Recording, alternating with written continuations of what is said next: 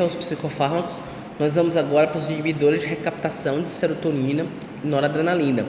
Esses psicofármacos, esse grupo de psicofármacos estava nas diretrizes de 2012, 2010, 2009 e 2012 como segunda linha, porque eram relativamente recentes, não tinha tantos estudos grandes populacionais, mas agora em 2019 eles subiram, de 2014 para cá na verdade, eles subiram para tratamento de primeira linha, na maioria dos transtornos mentais comuns.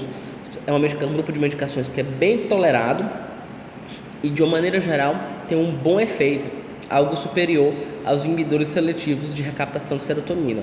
Entre os seus representantes, nós temos aí o mais comum, a venlafaxina, que a gente tem muito uso na atenção primária, a desvenlafaxina, que é como se fosse uma abordagem, uma apresentação única de efeitos adversos um pouco melhor tolerada, mais prolongada da venlafaxina.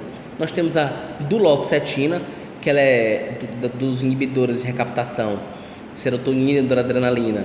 Ela é bem mais estabelecida, consagrada para os sintomas dolorosos, para os distúrbios de dor crônica, mas que ela também tem efeito antidepressivo e anti-ansioso.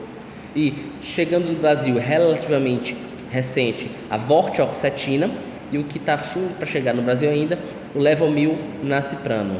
Esses aí são os nossos inibidores de recaptação de serotonina e noradrenalina. Dentre eles, vamos começar aquelas que a gente fez, aquelas comparaçõezinhas em relação a interações medicamentosas. Os inibidores de recaptação dupla, eles são bem menos sujos, vamos dizer assim, do que os inibidores seletivos. Nós temos aí a vortioxetina, o levomilnaciprano e a duloxetina, mas como, entre aspas, mais sujos do que a venla e desvenla, só que isso aí, em comparação entre classes, isso é bem menos, tá certo? Então são medicações bem melhor toleradas. Em relação à disfunção sexual, aí a venlafaxina, ela tem uma disfunção sexual que ela se equipara a inibidores seletivos, ainda que um pouco inferior do que a paroxetina, mas temos isso, mas de uma maneira geral os outros eles são bem melhor tolerados, ok? Mais sedativo. A venlafaxina ela pode ser o mais sedativo, ela está mais relacionada com sintomas de sedação.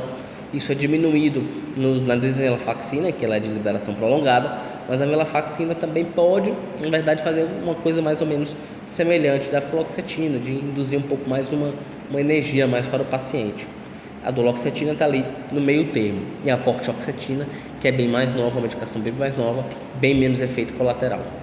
Em relação à perda ponderal, nós temos a venlafaxina, que ela está ali, ela induz uma anorexia, diminuição de peso, não é tão importante, não é tão documentada quanto a fluoxetina, mas que já é presente, ok?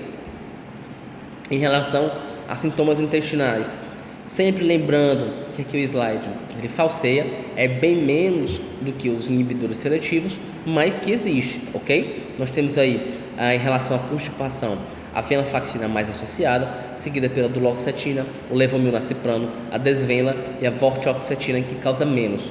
O equivalente para a diarreia, a vortioxetina também é o que causa menos diarreia. O que causa mais diarreia são as que nós temos mais utilização na atenção primária, a venlafaxina e a duloxetina. Em relação aos sintomas gástricos, nós temos aí a venlafaxina nas duas pontas, mais relacionada a náuseas e boca seca, seguida em relação a náuseas, a vortioxetina. Isso, inclusive, é o efeito adverso mais importante da vortioxetina. Passa de 20% a quantidade de pacientes que sentem náuseas usando a nova vortioxetina. Dentre os efeitos adversos da vortioxetina, esse é o que é o mais importante. Nós temos a desvenlafaxina, a duloxetina causando bem menos náusea e o levomilnaciprano. Em relação à boca seca, mesma coisa, venlafaxina, aí faz a casadinha com a duloxetina, que são as que a gente mais usa aqui. Então, boca seca, entenda, amargo na boca, a desvenlafaxina, o levomilnaciprano e a vortioxetina. Somando os efeitos adversos, olha, vamos comparar aqui entre classes de fármacos, ok? A venlafaxina disparado, e isso, de novo, a gente tem que relatar que, apesar da presença, é em bem menor intensidade do que os inibidores seletivos, ok? Então, nós temos a venlafaxina com 227 pontos, a duloxetina com 110 pontos, a desvenla com 97 pontos, o Levomil com 89 e a vortioxetina com 55 pontos. Lembrando que basicamente metade desses pontos correspondem somente a náuseas.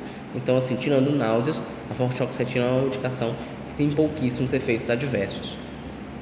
Em relação aos inibidores de recaptação dupla, serotonina e noradrenalina, o que é importante a gente lembrar? Quais são os efeitos adversos mais comuns? Hipertensão, na maioria das vezes dose dependente, ok? Uma disfunção sexual que é bem menos pronunciada do que os inibidores seletivos. Sensação de náuseas, boca seca, sudorese noturna, tremores, sangramentos. São relativamente comuns também nos inibidores de recaptação. Em relação às suas contraindicações relativas, nós temos hipertensão mal controlada, mas principalmente quando você vai fazer doses moderadas a altas dessas medicações, ok? O hipertiroidismo, o uso de antiagregantes, antiplaquetários e o glaucoma de ângulo aberto. Com uma contraindicação absoluta, nós temos a bulimia, a anorexia, risco de convulsão e infarto nos últimos 6 meses. Isso é muito importante nos inibidores de recaptação de serotonina e noradrenalina. E daqui a pouco a gente vai para os tricíclicos.